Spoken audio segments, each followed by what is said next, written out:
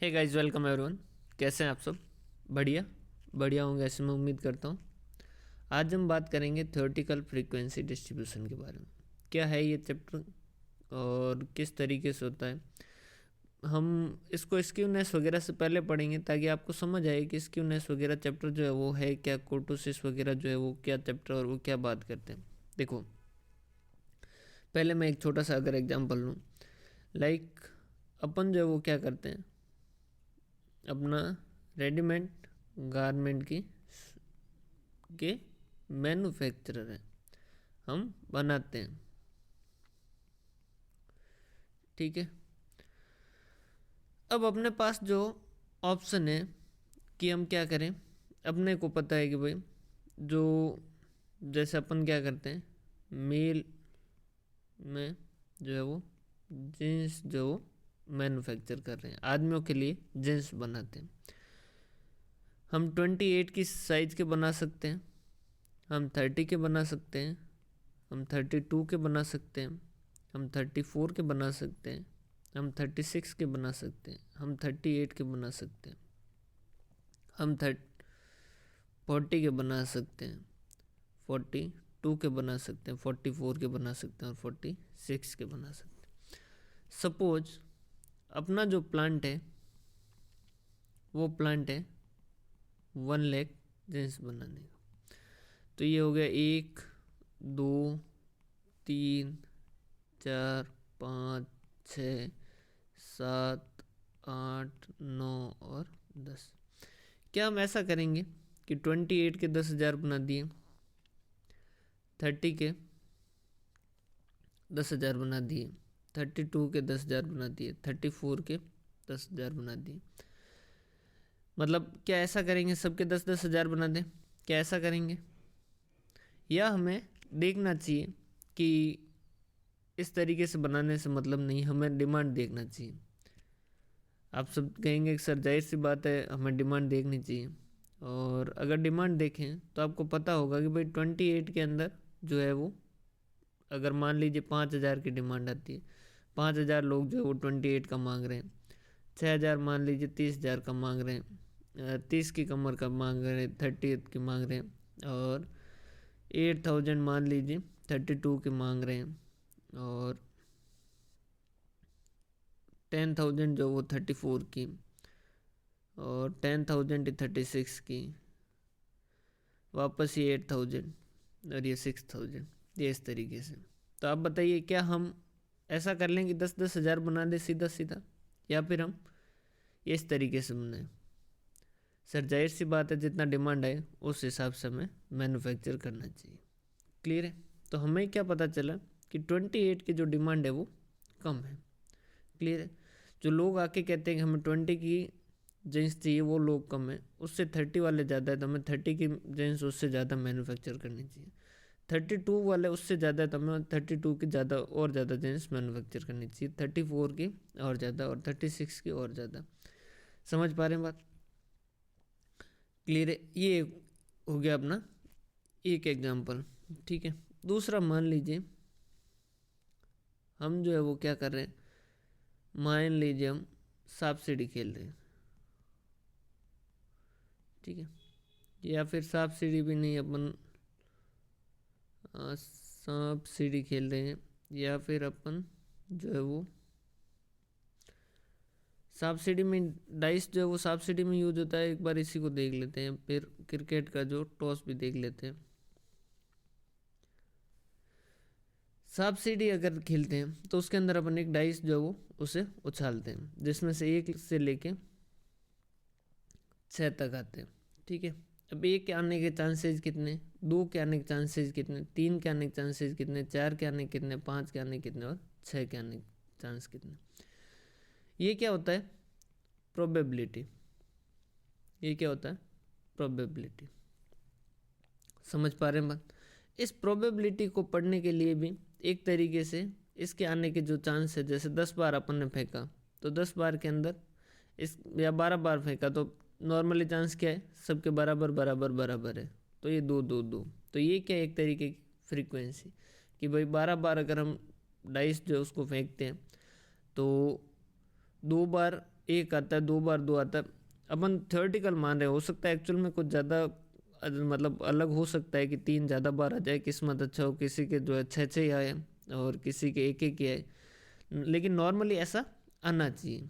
ठीक है, तो ये क्या है, इनकी फ्रीक्वेंसी ऐसी होनी चाहिए। तो ये भी क्या एक तरीके का अपन क्या कर रहे हैं, फ्रीक्वेंसी को स्टडी कर रहे हैं। या फिर जैसे एक प्लेयर है जो खेल रहा है, ठीक है, और ये प्लेयर जो है इस पर्टिकुलर बॉल के अंदर वो हो सकता है कि आउट हो सकता है कि सिंगल ले, डॉट खेले, हो सकता है सिंगल ले, हो सकता है डबल ले, हो सकता है ट्रिपल ले, हो सकता है चौका मार दे, हो सकता है पीछे लगे स्टम्प विकेट कीपर के हेलमेट पे लगे और उसे 5 रन मिल जाए, और हो सकता है वो 6 मार दे। क्लियर है। अगर एक बॉल हुई और एक बॉल के अंदर मान लीजिए उसने डॉट खेला, तब तो अपन इसमें क्या है, ज़्यादा फ्रीक्वेंसी है नहीं, एक ही बॉल है। लेकिन मान लीजिए उसने 30 बॉल खेली, 30 बॉल खेली, उसमें से एक में वो आउट हुआ, और 3 बॉल उसने डॉट खेली, और 10 बॉल में उसने सिंगल लिए, और 3 बॉल में उसने डॉट खेली, और मान लीजिए एक चौका मारा और 2 6 मारे। तो ये भी क्या है कि आउट जो है वो एक बार, डॉट जो है वो 3 बार, 3 बार मतलब कि बारंबार था। समझ पा रहे बात। फ्रीक्वेंसी का हिंदी में क्या हो गया, फ्रीक्वेंसी को हिंदी में क्या कहते हैं, बारंबार था। क्लियर है। तो डॉट कितनी बार खिला, 3 बार खिला, तो ये 3 बार उसकी क्या है, 3 बार ये है, तो ये 3 है उसकी फ्रीक्वेंसी। इस फ्रीक्वेंसी को हम क्या करते हैं, स्टडी करते हैं। सर इस फ्रीक्वेंसी को स्टडी करने से क्या होगा, हमें क्या फ़ायदा होगा। अब इन्हीं तीनों एग्जाम्पल में हम समझते हैं कि अगर अपन फ्रीक्वेंसी को स्टडी करते हैं तो अपने को क्या समझ आएगा।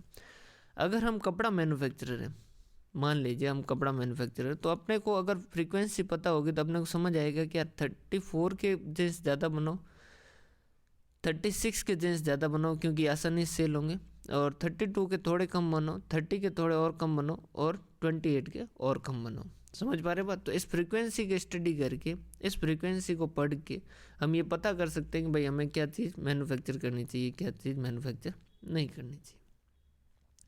अगर हम फ्रीक्वेंसी को स्टडी करते हैं, क्लियर है, तो फ्रीक्वेंसी को स्टडी करके हम, अगर हमारा सट्टा लगाने का मन हो तो फ्रीक्वेंसी स्टडी अगर हम करते हैं तो उसमें हमें ज़्यादा फ़ायदा मिलता है। हम आसानी से जो हमारा सट्टा जो होगा वो परफेक्ट होगा। अब देखिए सट्टा अगर क्रिकेट में कहे तो सट्टा जो है वो अपने को लगता है कि यार सट्टा कैसे खेलेंगे, ये तो इलीगल बात हुई। शेयर मार्केट है वो भी एक तरीके से क्या है, सट्टा ही है, बस ये है कि ये सट्टा जो है वो लीगल है। या फिर आज के टाइम में तो सट्टे को और भी ज़्यादा आप लीगल देख रहे हैं कि जैसे ड्रीम 11 हो गया, ये क्या है, एक तरीके का सट्टा है। अब वहाँ पर आपको जैसे कोई एक प्लेयर खेल रहा है, वो चौका मारेगा या छक्का मारेगा, चौका मारेगा छक्का मारेगा या 0 आउट होगा। इस बॉल के अंदर मान लीजिए उसने ये भाव दिए कि ये 50-50 दिए, ये 60-40 दिए, और ये 80-20 दिए। मतलब एक्चुअल में तो पता नहीं कैसे लगते, लेकिन ये मान लीजिए ये दे रखा है। तो उसने कहा कि भाई 0 आप बोल रहे हैं कि डॉट होगी, ठीक है, और अगर एक्चुअल में डॉट हो गई तो उस केस के अंदर 50-50 चांस है। मतलब आपने 2000 लगाए, तो अगर डॉट हो गई, एक्चुअल में आपने कहा था डॉट होगी और डॉट हो गई, तो 2000 मिलेंगे, और नहीं तो 2000 जाएंगे। ये 40-60 के अंदर चौके पे, जैसे 40-60 के अंदर, तो उसने कहा कि भाई 4000 अगर लगाओगे तो अगर चौका लग गया तब तो आपको 6000 मिलेंगे, अगर नहीं लगा तो 4000 जाएंगे। या फिर आपने 6 के लिए, जैसे ये 2000 लगाए, तो आपने कहा कि 2000 है 6 पे, तो 2000 अगर 6 लग गया तब तो आपके 8000 आएंगे, और नहीं तो 2000 जाएंगे। ये इस तरीके से आपने सट्टा है। अब यूँ सीधा सट्टा लगाएंगे तो अपन लगा सकते हैं कि मान लीजिए वो खेलने वाला जो है, वो प्लेयर जो है वो कोई भी प्लेयर, जैसे मान लीजिए बुमराह खेल रहा है। अब बुमराह खेल रहा है तो उसके अंदर 6 लगने के चांस, और जब हार्दिक पांड्या खेल रहा है तब 6 लगने के चांस, और जब धोनी खेल रहे हैं तब 6 लगने के चांस, या फिर जब सचिन तेंदुलकर खेल रहे हैं तब 6 लगने के चांस, क्या सबके बराबर है क्या? नहीं। प्लेयर कौन बैटिंग कर रहा है क्या, उसके हिसाब से हम थोड़ा सा पता कर सकते हैं कि हमें 0 पे लगाना चाहिए, 4 पे लगाना चाहिए या 6 पे लगाना चाहिए। सर वैसे तो कैसा पता कर सकते हैं, लेकिन अगर हम इनकी फ्रीक्वेंसी पढ़े तो जैसे ये 3 प्लेयर है, प्लेयर 1 है, ये प्लेयर 2 है और ये प्लेयर 3 है। हमने तीनों की स्टडी की, 0, 4 और 6। मान लीजिए 10 बॉल खेलता है, ये भी 10 बॉल खेलता है, ये भी 10 बॉल खेलता है, तो ये 10 में से 9 बॉल डॉट खेलता है और 1 बॉल में चौका मारता है। ये जो है ये 5 बॉल डॉट खेलता है और 3 बॉल में चौका मारता है और 2 बॉल में 6 मारता है। और ये रसेल टाइप का है, मान लीजिए जो 3 बॉल डॉट खेलता है और 2 चौके मारता है और 5 छक्के मारता है। मान लीजिए इस तरीके के इनके स्टेट्स। तो अब प्लेयर 1 खेल रहा है या प्लेयर 2 खेल रहा है या प्लेयर 3 खेल रहा है, तो उससे आप थोड़ा पता कर सकते हैं क्या कि अगर प्लेयर 1 है तो आप क्या करेंगे, ज़्यादा डॉट पे ही पैसा लगेंगे। प्लेयर 2 खेल रहा है तो आप डॉट पे या चौके पे लगा सकते हैं। प्लेयर 3 खेल रहा है तो आप 6 पे पैसा लगा सकते हैं। समझ पा रहे हैं बात? तो ये जो है ये हमारा चैप्टर है फ्रीक्वेंसी डिस्ट्रीब्यूशन। ये तो बेसिक है कि भाई फ्रीक्वेंसी डिस्ट्रीब्यूशन होता क्या है, और इससे अपने को ये समझ आएगा कि भाई फ्रीक्वेंसी डिस्ट्रीब्यूशन जो है वो क्या है। इससे हम जो है हमारे डिसीजन जो है वो और ज़्यादा अच्छे ले सकते हैं। देखिए स्टेट्स हो गया, अकाउंट हो गया, कॉस्ट हो गया, एफएम हो गया या कोई भी सब्जेक्ट हो गया, उसका अल्टीमेट जो टारगेट है वो एक ही है कि जो इस सब्जेक्ट को पढ़ रहा है उसके बाद में जब वो अपने निर्णय ले तो वो अपने निर्णय जो वो ज़्यादा सही तरीके से, ज़्यादा उचित तरीके से ले पाए। तो उसके लिए हम क्या करते हैं, उसके नॉलेज को इम्प्रूव करने की कोशिश करते हैं। समझ पा रहे हैं बात? अब भाई हमने 32 के जेंस बनाए या 34 के जेंस बनाए, उसके बाद में कोरोना आ गया और मान लीजिए मार्केट बंद हो गया और एक भी सेल नहीं हुआ, तो उसके ऊपर तो किसी कंट्रोल नहीं है। लेकिन ये डिसीजन कि उसे 28 के बनाने चाहिए या 36 के बनाने चाहिए, 34 के बनाने चाहिए, पहले किसके बनाने चाहिए, इस डिसीजन में हम क्या कर रहे हैं, ये फ्रीक्वेंसी डिस्ट्रीब्यूशन क्या करेगी, मदद करेगी। अगर उसने ये पढ़ रखा होगा तो उसे समझ आएगा कि हाँ हमें कब ये चीज़ बनानी चाहिए और कब ये चीज़ नहीं बनानी चाहिए। क्लियर है? तो ये तो था थ्योरेटिकल फ्रीक्वेंसी डिस्ट्रीब्यूशन का बेसिक। क्लियर है? अब जो है हम इसका थोड़ा सा और एडवांस में पढ़ें तो देखिए, अगर हम बात करें सीरीज की, ठीक है, तो सीरीज जो है वो 2 तरीके की हो सकती है, डिस्क्रीट और कंटिन्यूस। डिस्क्रीट सीरीज का मतलब क्या है, जिसमें एक्स जो है वो उसकी वैल्यू जो है वो क्या है, फिक्स है।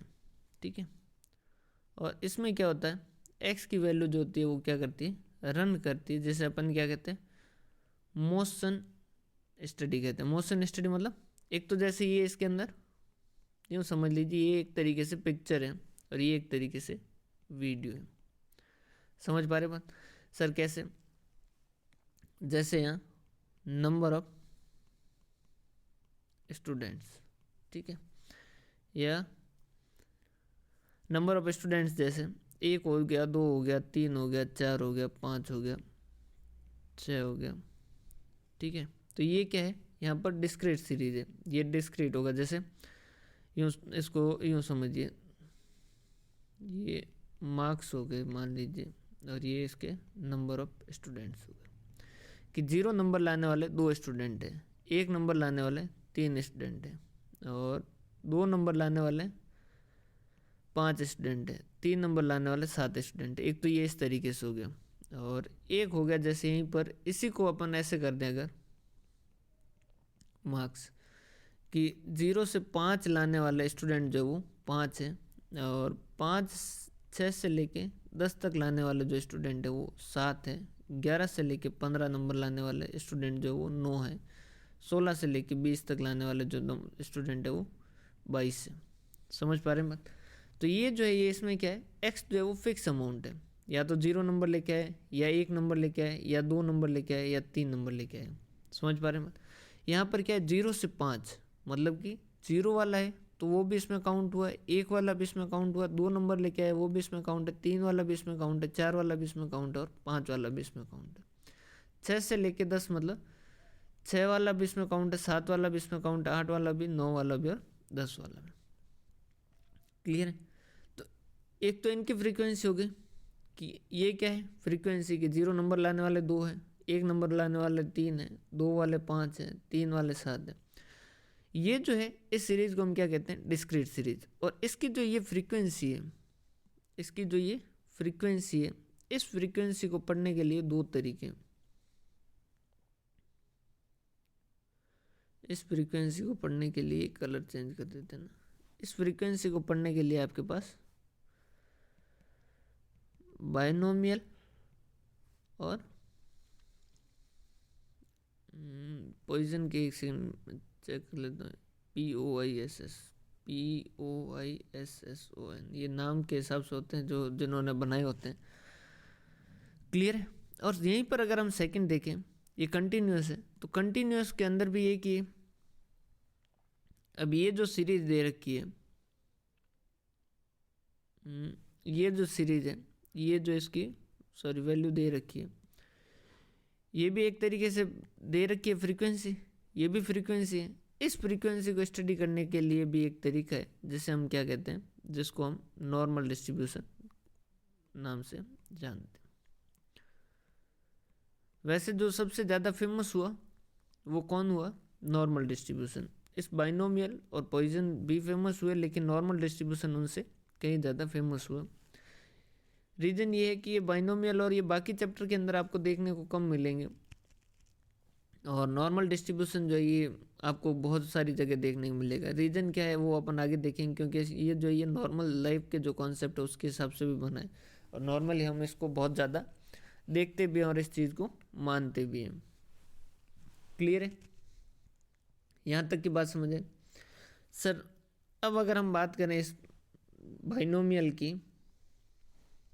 और इस पॉइजन की, तो इनका थोड़ा थोड़ा बेसिक है जो बता दीजिए। देखो थोड़ा बेसिक मैं आपको पढ़ के दिखा देता हूँ, फिर अपन इसको देखिए। One of the most important and frequently use discrete जो है वो binomial distribution, it is derived from the particular. इसके अंदर ये यहाँ से समझिए, each trial is associated with 2 mutually exclusive and exhaustive outcome and the occurrence of one which is known as success and the such as non occurrence और failure। For example coin toast जो हुआ उसमें head जो है वो success है और non occurrence जो वो फेल है, उसके हिसाब से अगर हम देखें तो वहाँ पर क्या है, ये बाइनोमियल डिस्ट्रीब्यूशन लगेगा। सर पढ़ा लेकिन मतलब सही बताएं तो कुछ भी समझ नहीं आया। देखिए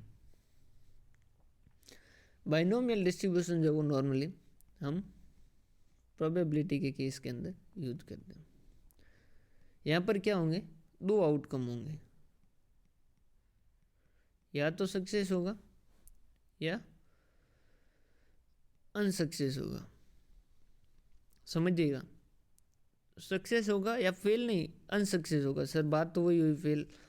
देखो हर जो यहाँ पर जो है उसके इवेंट है, उसके जो आउटकम है वो फिक्स है, उसमें से अगर एक हो गया तो दूसरा नहीं होगा। समझिएगा, अगर आपने कॉइन टॉस किया, कॉइन जो वो उछला, उसमें हेड भी आ सकता है, उसमें टेल भी आ सकता है। अगर हेड आ गया तो टेल नहीं आएगा, अगर टेल आ गया तो हेड नहीं आएगा। सर अगर कॉइन खड़ा रह जाए तो, देखो ऐसी बातें नहीं करेंगे यहाँ पर।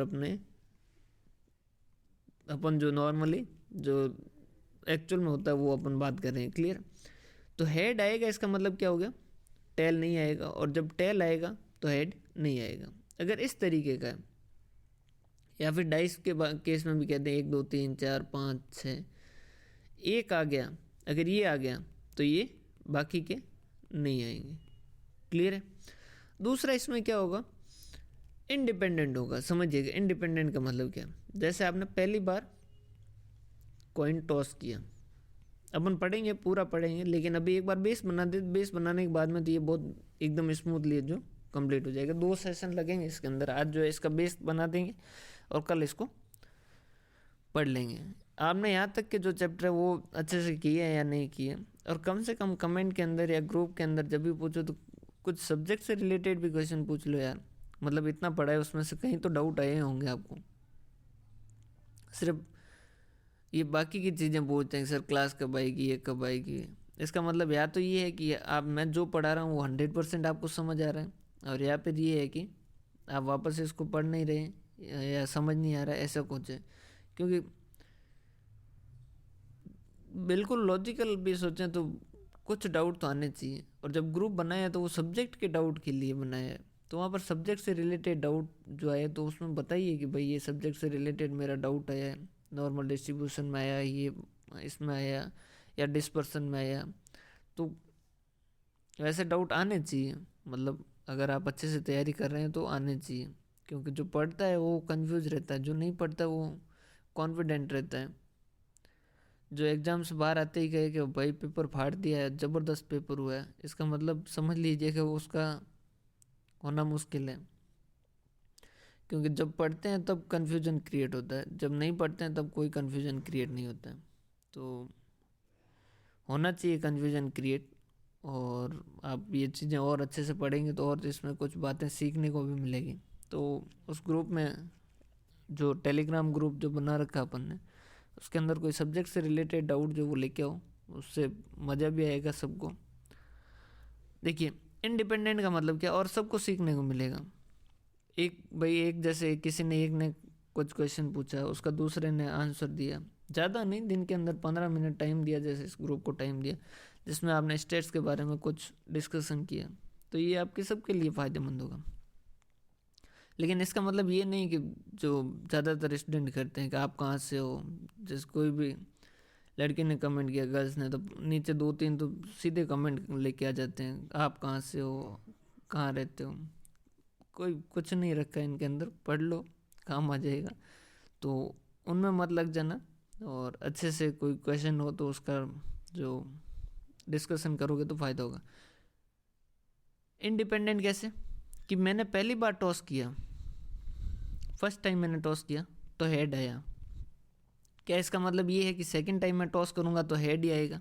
नहीं, सेकंड टाइम हेड और टेल आने के चांसेस कितने, वापस वही 50-50%। समझ पा रहे हैं बात? तो यहाँ पर क्या होते हैं, इंडिपेंडेंट रहते हैं। या फिर मैंने पहली बार जब डाइस जो पासा था उसको उछला और उसमें एक आया, तो क्या दूसरी बार भी जरूरी एक आएगा, या दूसरी बार भी चांस सबके बराबर है, 1/6, 1/6, 1/6 और 1/6 और 1/6, 1/6। तो दूसरी बार भी वापस किसी के भी, ये भी आ सकता है, 6 भी आ सकता है, 5 भी आ सकता है, 4 भी आ सकता है, इस तरीके से। क्लियर है सर? ये तो हो गया बाइनोमियल डिस्ट्रीब्यूशन, और आपने बताया कि ये कहाँ लगता है वगैरह वगैरह, हमें बिल्कुल समझ आया, उसमें कोई प्रॉब्लम वाली बात नहीं है। तो सर ये पोजीशन क्या है, देखो पहले तो अपन इसको समझते हैं, और फिर उसके बाद में इसको याद कैसे रखोगे, क्योंकि एग्जाम में जो है वो कन्फ्यूजन जो है वो इसमें हो जाता है कि बाइनोमियल या पोजीशन। तो देखो पोजीशन का मतलब क्या है, जहर, कतई जहर, ठीक है। और जहर जो है वो किसको मिला था, हीरा ठाकुर को। अब हीरा ठाकुर हो गया या मूवी में हीरो हो गया, उसको अगर जहर दिया जाएगा तो उसके मरने के चांसेस कितने रहेंगे? अगर हीरो को या जैसे हीरा ठाकुर वगैरह को दे दें, तो इनको अगर जहर दे दें तो इनके मरने के चांस क्या रहते हैं, कम रहते हैं। बस ये सिर्फ याद करने के लिए, ये बातें जो है वो, ये यहाँ तक का जो बात की है, ये सिर्फ और सिर्फ आपको याद रखने के लिए। तो पॉइजन कहाँ लगता है, जहाँ पर सक्सेस होने के चांसेस या इवेंट होने के चांसेस, या जिसे कहते हैं इवेंट होने के chances,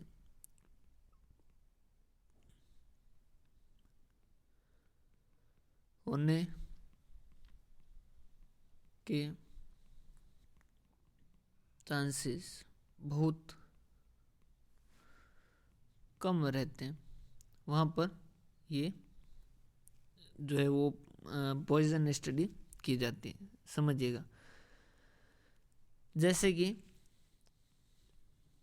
road accident on A busy road, मान लीजिए आपके सिटी के अंदर जो बिजी रोड है उसके अंदर अगर आप पर डे देखेंगे या पर मंथ देखेंगे, पर डे में तो हमेशा तो कौन सा एक्सीडेंट होता है, पर मंथ अगर जैसे कोई सर्कल है उस पर पर मंथ देखें तो पर मंथ मान लीजिए उसमें 1 लाख गाड़ियाँ जो है वो रन होती है और उस 1 लाख पे मान लीजिए 2 एक्सीडेंट होते हैं। तो देखो 1 लाख गाड़ियों में एक्सीडेंट होने के चांसेस कितने, बहुत कम है। समझ पा रहे बात, या इवेंट के होने के चांस जो है वो क्या है, बहुत कम है। तो यहाँ पर क्या लगेगी आपकी, ये पॉइजन स्टडी या पॉइजन फ्रीक्वेंसी डिस्ट्रीब्यूशन है जो किया जाता है। या फिर जैसे आपने एक बुक प्रिंट करवाई, आपने क्या एक करवाई, एक बुक प्रिंट करवाई। इस बुक प्रिंट के अंदर मान लीजिए आपने 2 लाख वर्ड्स जो वो लिखे और इन 2 लाख वर्ड्स के अंदर मान लीजिए 12 मिस्टेक्स हुई। तो होने के चांसेस, गलतियां तो ही है लेकिन गलतियों के चांसेस कितने, बहुत कम है। समझ पा रहे हैं।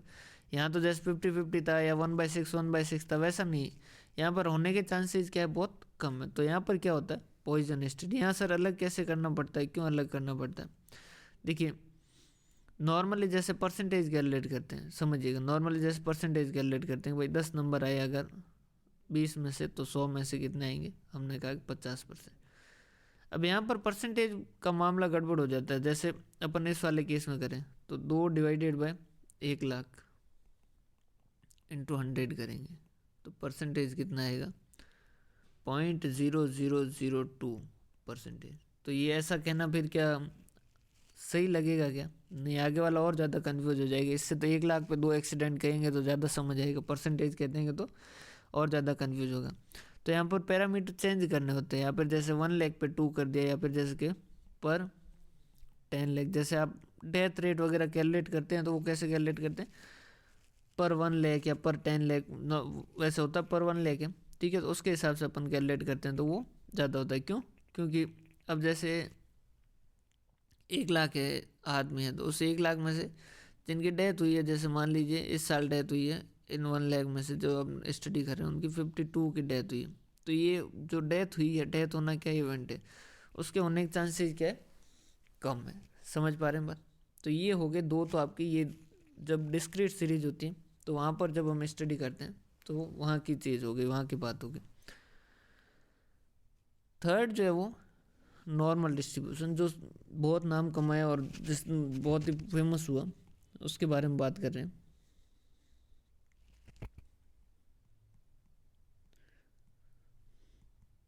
नॉर्मल डिस्ट्रीब्यूशन ये क्या होता है और ये कब लगता है, समझिएगा। सबसे पहला तो हमने क्या कहा, कंटिन्यूस सीरीज के अंदर, कंटिन्यूस सीरीज के अंदर ये लगता है। क्लियर है?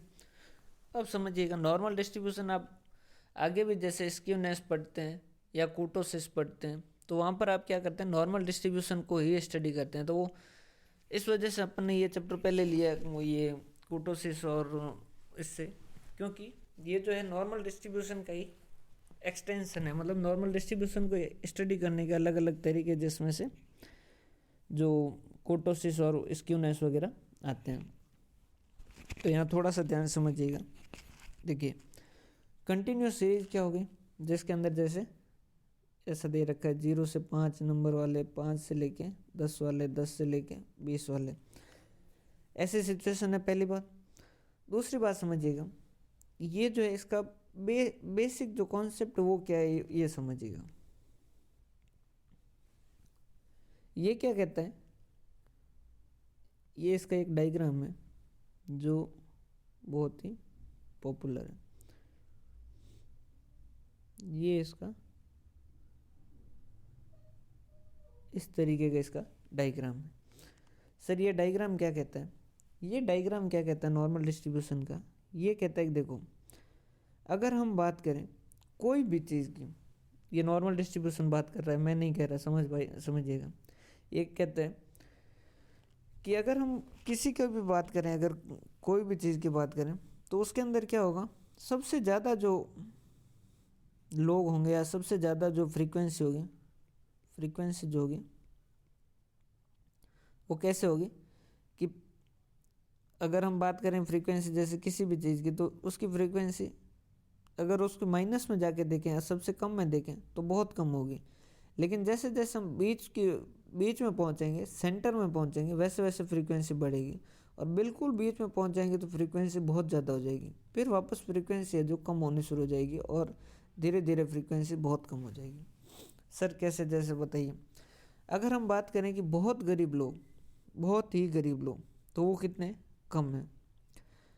फिर थोड़े अमीर की बात करें तो वो ज़्यादा है, फिर थोड़े अमीर की बात करें तो वो ज़्यादा है, फिर थोड़े और अमीर की बात करें तो वो ज़्यादा है। अगर हम पहुंच जाएं मध्यम वर्गीय आए, जो मध्यम वर्ग वाले जैसे आप, मैं और इस तरीके के जो मध्यम वर्ग के, तो वो सबसे ज़्यादा है। फिर उसके बाद में थोड़े रईस की बात करें, मध्यम से ज़्यादा वाले, वो फिर कम होते जाएंगे, कम होते जाएंगे, और एकदम से रईस की बात करें तो वो क्या होंगे, कम हो जाएंगे वापस। एकदम रईस मतलब अंबानी अंबानी जैसे, तो ये बहुत कम हो जाएंगे। समझ पा रहे हैं बात। तो इसका कहने का मतलब क्या है कि फ्रीक्वेंसी क्या होगी, पहले इंक्रीज होगी, जब तक मिड में ना पहुंच जाए। मिड के बाद फ्रीक्वेंसी कम होना शुरू हो जाएगी। क्या ये मेरी बात समझ आई है क्या? देखिए क्या कह रहा है ये कि फ्रीक्वेंसी जो है वो पहले तो क्या होगी, इंक्रीज होगी। फ्रीक्वेंसी जो है वो पहले तो क्या होगी, इंक्रीज होगी, और फिर सेंटर में जाते जाते सबसे ज़्यादा होगी, फिर वापस क्या होती जाएगी, फ्रीक्वेंसी जो कम होती जाएगी। और तो और ये नॉर्मल डिस्ट्रीब्यूशन इन्होंने कहा कि लगभग जीवन के हर, अब ये फेमस क्यों हुआ, क्योंकि लगभग हर जगह होता है। देखो एकदम दुबले पतले लोग बहुत कम होंगे, और फिर धीरे धीरे धीरे धीरे जो बीच की साइज के वो सबसे ज़्यादा होंगे, फिर मोटे लोग जो है वो कम होते होते होते बहुत मोटे लोग बहुत कम होंगे। समझ पा रहे हैं बात।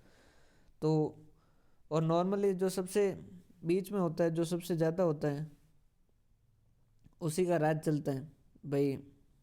अगर जैसे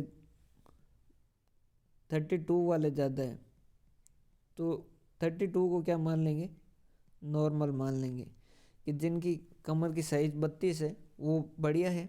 अगर किसी की इससे कम है तो हम उसको कहेंगे तुम तो पतले हो भाई, और किसी की कमर की साइज़ अगर 32 से ज़्यादा है तो हम इसको क्या कहेंगे, मोटा कहेंगे। रीज़न क्या है, क्योंकि लोकतंत्र है, जो सबसे ज़्यादा है, उस जिनकी क्वांटिटी ज़्यादा है उन्हीं की बात चलेगी, और वही अपनी बात है जो रख पाएंगे।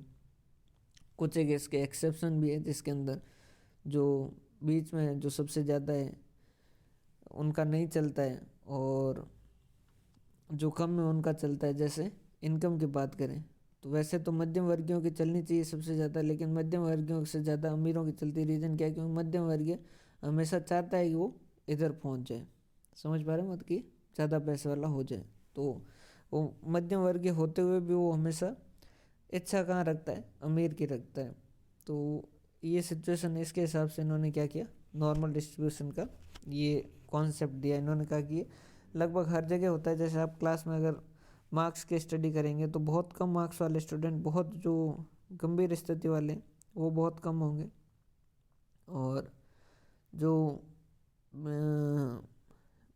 एवरेज नंबर वाले हैं वो सबसे ज़्यादा होंगे, और जो बहुत ज़्यादा मेहनती है या बहुत ज़्यादा होशियार है वो वापस कम हो जाएंगे।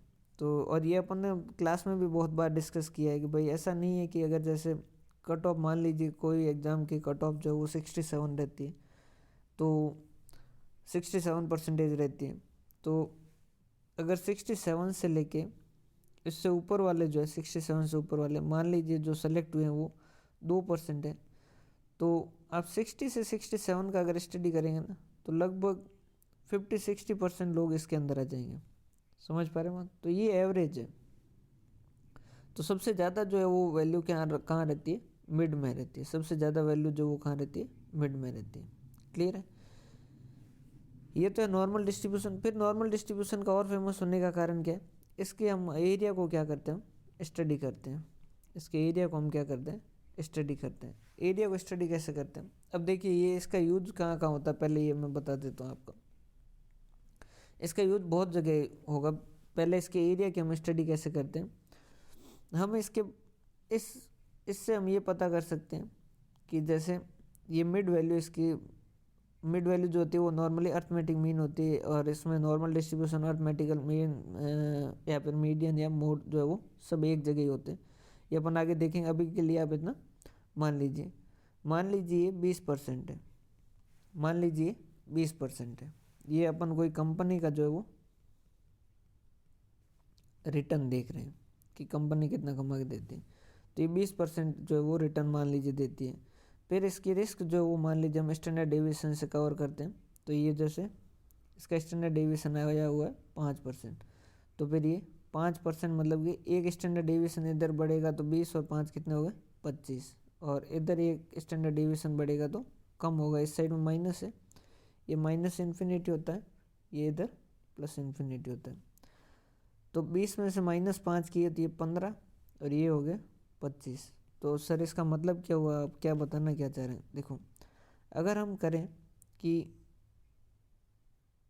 15 से लेके 25 तक जो है वो रिटर्न आ जाएगा, इसके चांसेस कितने हैं? तो इस एरिया की अगर हमें वैल्यू पता हो तो हम क्या कर सकते हैं, ये बता सकते हैं कि 15 से लेके कंपनी जो 15 से कम नहीं कमाएगी और 25 से ज़्यादा नहीं कमाएगी, इसके चांसेस कितने हैं? तो इस एरिया को हम क्या करते हैं, एक जेड टेबल होती है, पहले तो हम क्या करते हैं जेड कैलकुलेट करते हैं, और इस जेड की हम क्या करते हैं, जेड की एक टेबल होती है जिससे हम क्या करते हैं इसको वैल्यू कैलकुलेट करते हैं।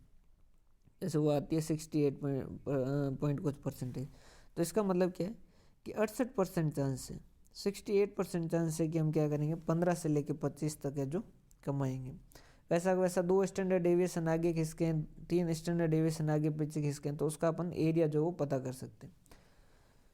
या फिर जैसे ये दे रखा है कि भाई ये मान लीजिए 2 स्टैंडर्ड डेविएशन बाद में कितना आ जाएगा 30, तो उन्होंने कहा कि भाई इस 30 से ज़्यादा कमाएंगे हम, 30% से रिटर्न हमारा ज़्यादा होगा, इसके चांसेस कितने? तो हमें ये वाला एरिया पता करना है। भाई देखिए, ये मान लीजिए 10 है, तो ये एरिया जो इस साइड में रिटर्न बढ़ रहा है 30% से ज़्यादा होना चाहिए, मतलब कि 30 से इस साइड तो नहीं होना चाहिए, 30 से इस साइड होना चाहिए।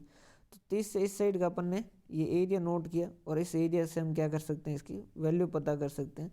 इसका हमने मान लीजिए परसेंटेज कैलकुलेट किया 2%, तो इसका मतलब क्या है कि 2% चांस है कि हम 30% से ज़्यादा रिटर्न है जो कमाएंगे। तो ये इस तरीके से हमारा, देखिए शेयर मार्केट जो है वो क्या है, सट्टा है। चाहे आप क्रिकेट में सट्टा लगा रहे हैं, चाहे शेयर मार्केट में लगा रहे हैं, दोनों सेम ही है, दोनों में मतलब 0% ही फ़र्क है, ऐसा कोई खास फ़र्क नहीं है।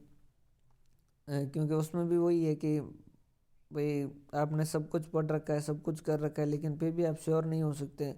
लाइक आपने कहा कि भाई इस साल कंपनी 20% कमाएगी, और ये एक तरीके का आप कह रहे थे कि नहीं सट्टा नहीं है भाई, मैं तो 20% कमा रही, ये मैं स्टडी करके बता रहा हूँ, मैंने पिछले 3 साल की जो है वो फाइनेंशियल स्टेटमेंट पढ़े। कोई और आया, उसने कहा कि 100% ये 22% कमाएगी, मैं पिछले 25 साल से इस कंपनी को ट्रैक कर रहा हूँ, 22% तो किसी भी हालत में कमाएगी कमाएगी। और ये कोई सट्टा थोड़ी, क्रिकेट सट्टा होता है, ये सट्टा नहीं है, मैं शेयर मार्केट लगाता हूँ, ये कोई सट्टा नहीं, ये ऐसा कोई भाई कह रहा था।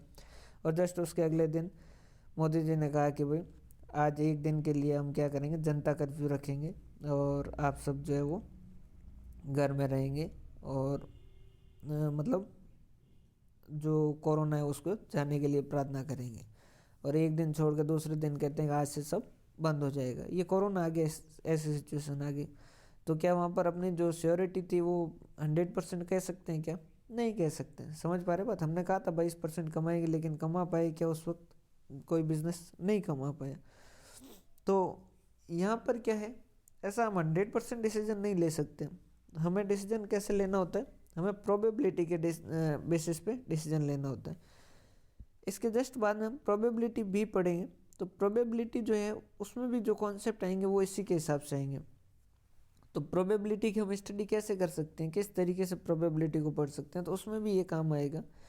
यहाँ पर हम ये नहीं कह सकते कि 100% यही होगा, हम ये कह सकते हैं कि भाई अगर ये सिचुएशन रही तो उस केस के अंदर ये रहेगा, मतलब इतने % चांस है कि ये रहेगा, इतने % चांस है कि ये रहेगा। तो प्रोबेबिलिटी का यहाँ मदद जो है वो लगती है। तो ये एक तरीके से इसको थ्योरेटिकल डिस्ट्रीब्यूशन भी कहते हैं, और फ्रीक्वेंसी डिस्ट्रीब्यूशन भी कहते हैं और प्रोबेबिलिटी डिस्ट्रीब्यूशन भी कहते हैं। सर इसका नाम ये थ्योरेटिकल क्यों है? देखिए ये प्रैक्टिकल नहीं है, ये थ्योरेटिकल है। समझिएगा कि भाई ये 15 से लेके 25 तक कमाएंगे या 10 से लेके 30 तक कमाएंगे, ये आपका जो अभी की सिचुएशन है, जो अभी आपके पास जो डाटा है उसके हिसाब से आप कर रहे हो, तो ये थ्योरेटिकल है। अब एक्चुअल में तो प्रैक्टिकल, जैसे उन कोरोना आ गया और फिर बात ही खत्म हो गई, 0% ही कमा पाए, तो उस केस के अंदर तो सिचुएशन और भी गड़बड़ हो सकती है। समझ पा रहे बात? तो यहाँ पर अपन 100% श्योर पे नहीं चल रहे हैं, हम यहाँ पर कैसे चल रहे हैं, थ्योरी पे चल रहे हैं। तो इस चैप्टर के 3 नाम है। थ्योरेटिकल डिस्ट्रीब्यूशन भी कहते हैं, फ्रीक्वेंसी डिस्ट्रीब्यूशन क्योंकि अपन फ्रीक्वेंसी के स्टडी कर रहे हैं तो फ्रीक्वेंसी डिस्ट्रीब्यूशन भी कह सकते हैं, या प्रोबेबिलिटी डिस्ट्रीब्यूशन भी कह सकते हैं क्योंकि यहाँ पर अपन प्रोबेबिलिटी का डिस्ट्रीब्यूशन भी देख रहे हैं। समझ पा रहे हैं बात? थ्योरेटिकल यूँ भी समझ लीजिए कि जैसे एक जो कॉइन है वो उसको टॉस किया 10 बार, तो हम क्या करें कि हेड आएगा 5 बार और टेल आएगा 5 बार। कोई श्योर है क्या? नहीं। जैसे गांव के अंदर अगर क्रिकेट खेलते हैं तो नॉर्मली होता है 5 का सिक्का है तो हेड आएगा, और अगर कॉइन जो वो 1 रुपये का है तो उसमें भी हेड जो है वो आएगा, और अगर 2 रुपये का है तो उसमें टेल आएगा। और ऐसा होता है नॉर्मली। अब वो पता नहीं क्यों होता है, उसका अपन अपने पास कोई वो है नहीं आइडिया, लेकिन ऐसा होता है नॉर्मली कि 5 का सिक्का होता है तो उसमें हेड ज़्यादा आते हैं। नॉर्मली ऐसा करते हैं, और जो ज़्यादा जो जीतते हैं, जैसे धोनी को कहा जाता है कि धोनी बहुत ज़्यादा टॉस जीतते हैं, टॉस ज़्यादा जीतते हैं, तो धोनी ने जीवन में जो ज़्यादातर मांगा वो हेड ही मांगा, और उनका वो बिलीव था और उसके हिसाब से वो टॉस जीते ज़्यादा। तो अब होना तो ये चाहिए कि दोनों 5-5 बार आने चाहिए, लेकिन क्या ज़रूरी है कि 5-5 बार आए? नहीं, हो सकता है कि हेड ज़्यादा आ जाए, हो सकता है कि टेल ज़्यादा आ जाए। तो ये थ्योरेटिकल फ्रीक्वेंसी डिस्ट्रीब्यूशन है कि थ्योरेटिकली फ्रीक्वेंसी क्या होनी चाहिए उसका अपन क्या कर रहे हैं, स्टडी कर रहे हैं। क्लियर है? तो ये जो था ये तो था आपका बिल्कुल, मतलब जो इनके बारे में बेस था वो अपन ने बात की। कल अपन इसको क्या करेंगे, स्टडी करेंगे। बहुत ईजी सा चैप्टर है, यूँ तो चैप्टर सारे ईजी है और किसी में आपको खास दिक्कत नहीं आएगी, सब आसानी से समझ आ जाएंगे। और लेकिन साथ साथ रिवाइज आपको करते रहना होगा, तभी आपके काम जो बन पाएगा। और ज़्यादा से ज़्यादा स्टडी कीजिए, क्योंकि ज़्यादा स्टडी करेंगे, क्योंकि अगर आप बाल्टी पर पानी लेके बैठेंगे तो एग्ज़ाम के अंदर आपको एक मग भर याद आएगा और चुल्लू पर लिख पाएंगे। तो उससे अच्छा समुद्र पर पढ़िए, तो बाल्टी साथ लेके जाएंगे, मग भर लिख पाएंगे। तो जितना ज़्यादा पढ़ेंगे उतना आपके लिए ज़्यादा फ़ायदा होगा। अलग अलग बुक पढ़िए आप। अभी जो स्कूल लेवल पे नहीं है कि आपने एक बुक पढ़ी और उससे बस कंप्लीट हो गया। जितनी ज़्यादा बुक पढ़ेंगे, जितना ज़्यादा मटेरियल देखेंगे, उतनी नई बातें सीखने को मिलेगा। ठीक है, बहुत बहुत धन्यवाद। हंसते रहें, मुस्कुराते रहें। कल से अपन इसकी जो ये थ्योरी है वो पढ़ना शुरू करेंगे और प्रैक्टिकल बेस के जो है वो देखेंगे। बहुत बहुत धन्यवाद। हंसते रहें, मुस्कुराते